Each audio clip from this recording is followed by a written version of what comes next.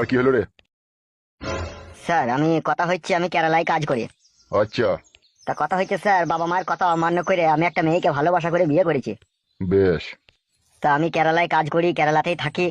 আর আমার বউ একটা বাড়ির পাশে একটা ছেলের সাথে ভালোবাসার সম্পর্ক করেছে। বেশ। তা আমি চাই আমার বউকে আমি ডিভোর্স ছাড় দিতে চাই। কিসের জন্য ছাড় দিতে চাস? কথা হচ্ছে আমি ইনকাম করব, আমি খাওয়াবো, আমি পড়াবো, আর অন্যজন আমার বউয়ের গান মারবে, তা কি করে হয় স্যার? এগুলো তো সম্পূর্ণ তোদের দোষ বে বুকাচুদা।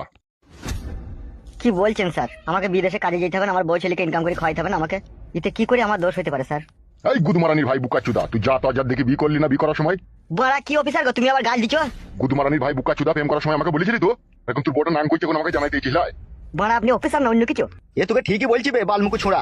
বুকাচুদা, একটা আই বড় মেয়ে, তার ঘরে থাকা অবস্থাতে তার মা আছে, তার বাবা আছে, তার ভাই আছে, তার বোন আছে, তার আত্মীয় স্বজন আছে, আর সেই অবস্থায় তুই একটা শিয়ানোর সমস্ত ছেলে তোর সাথে যখন সেই মেয়েটা প্রেম করে,